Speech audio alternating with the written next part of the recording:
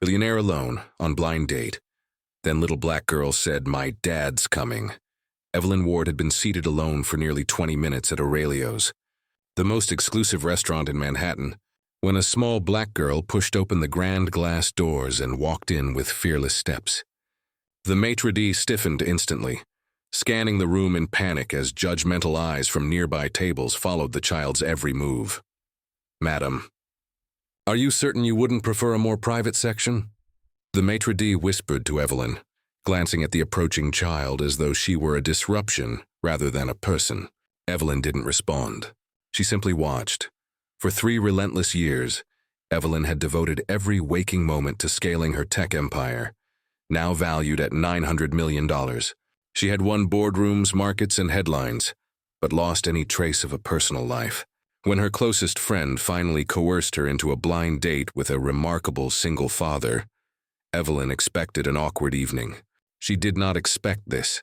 The little girl marched straight to Evelyn's table, her old sneakers squeaking against marble that cost more per square foot than most apartments.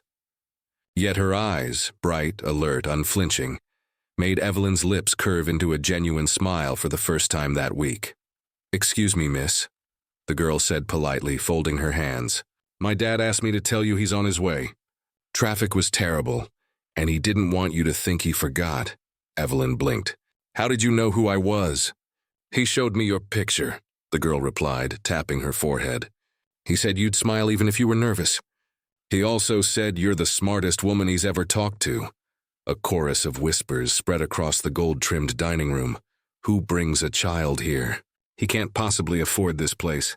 She must be out of her mind." Evelyn tuned them out. "And what's your name?" she asked. "Amina," the girl answered, sliding into the chair across from her like she belonged there. "Dad said I could have juice while I wait, but only if it doesn't cost too much." Something inside Evelyn tightened, an old familiar heat. She remembered being dismissed in Silicon Valley conference rooms because she was a young Asian woman, out of place in a world built by old men. She remembered the sting of being underestimated. She signaled a waiter. "Amina," she said, "we're ordering the best juice on the menu, and dessert," before the waiter could respond. The restaurant manager, Arthur Hale, appeared with a strained smile. "Ms. Ward, perhaps the child should wait in the lobby until her guardian arrives," he suggested. "It would be more appropriate." Evelyn lifted her eyes, calm, cold, surgical. "Are you implying that my guest is not welcome to sit with me?" Silence spread like spilled ink. The room froze, giving away what they all pretended not to think.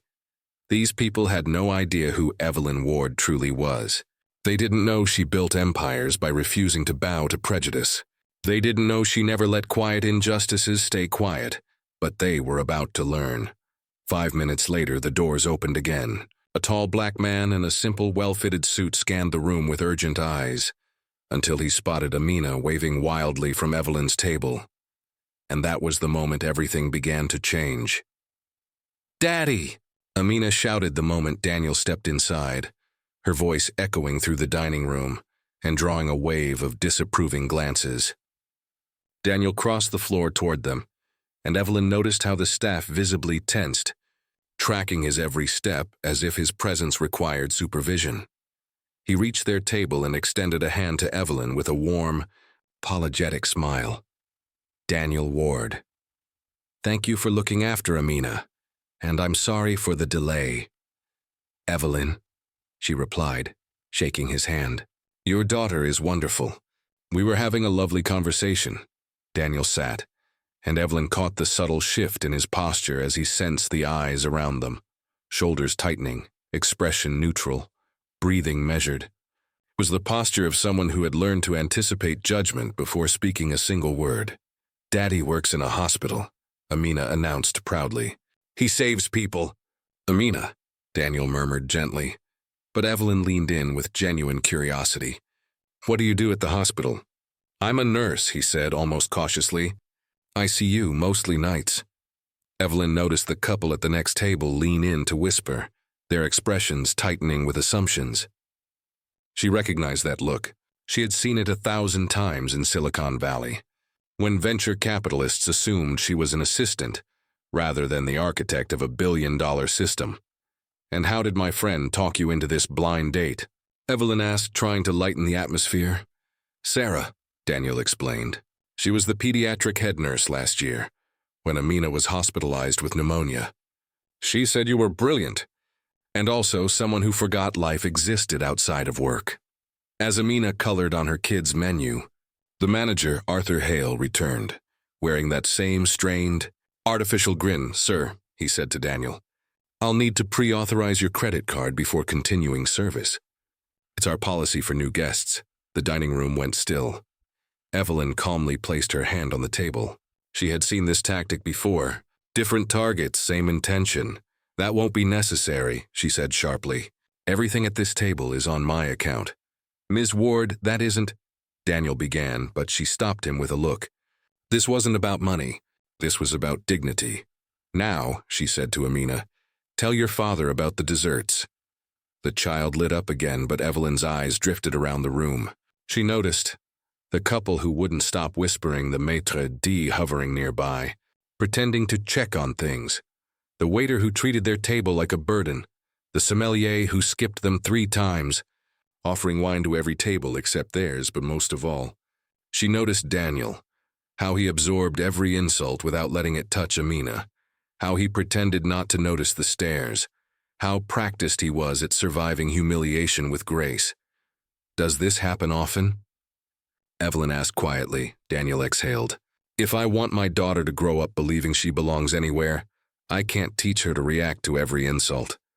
So I choose calm. He paused. Confrontation is what they expect.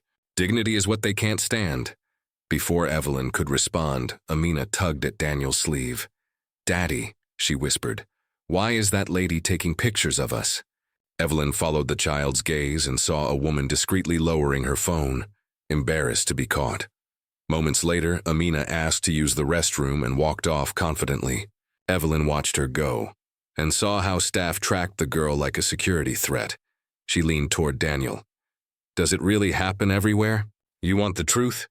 He asked. Yes, he nodded. Yesterday at the grocery store, a guard followed us through 6 aisles. Last week at the park, a woman asked if I was Amina's babysitter. And you never react? Evelyn asked, to confirm their stereotypes. He replied. Then what lesson would Amina learn? Before Evelyn could answer, Amina returned. But something in her face had changed. Her earlier brightness was gone, replaced by a small, shaken frown, and Evelyn knew instantly something had happened, something that would change the entire night. Amina returned from the hallway, with her tiny hands balled at her sides. Her bright confidence was gone. She climbed into Daniel's arms, trying to hold back tears, but they came anyway. What happened? Daniel asked, pulling her close. A man in the bathroom said I shouldn't be here, she whispered. He said places like this aren't for people like us. The table froze. The air itself seemed to tighten. Evelyn felt something colder than anger settle into her. Precision. Purpose. She had felt discrimination, but she had never watched it directed at a child, up close in real time. That changed the temperature of her soul. Daniel held Amina's face gently. Listen to me. You belong anywhere you are treated with dignity, and anywhere that fails to treat you with dignity is not worth your presence. Do you understand? But why did he say it, Daddy? The little girl trembled. Because small people are afraid of big hearts, he said softly.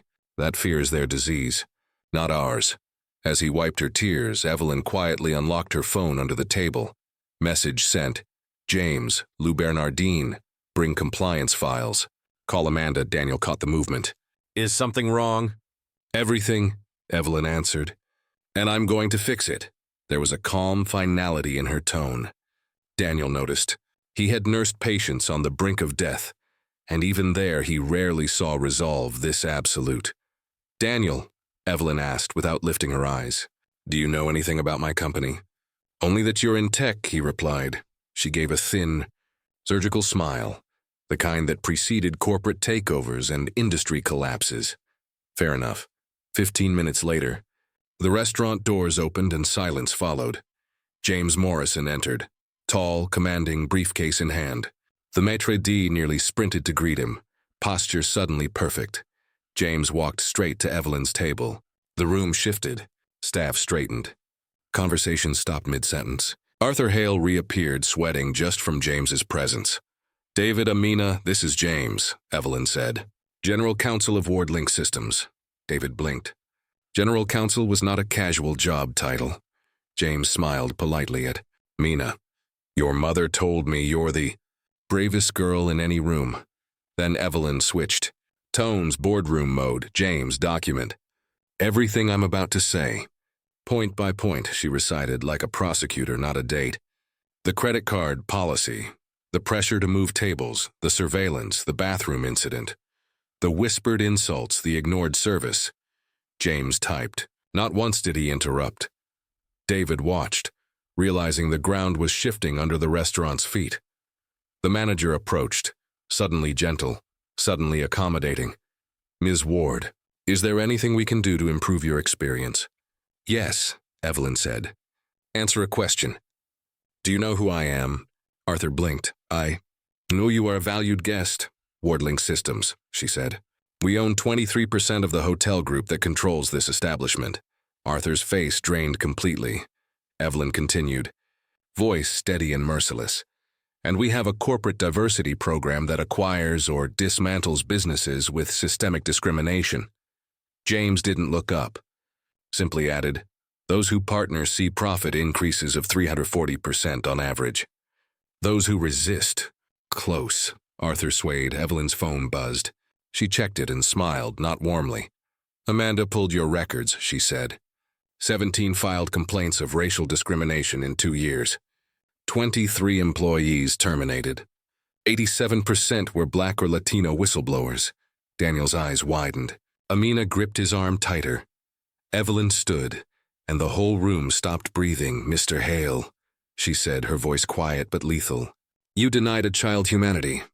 You disrespected her father, and you believed you could do it without consequence."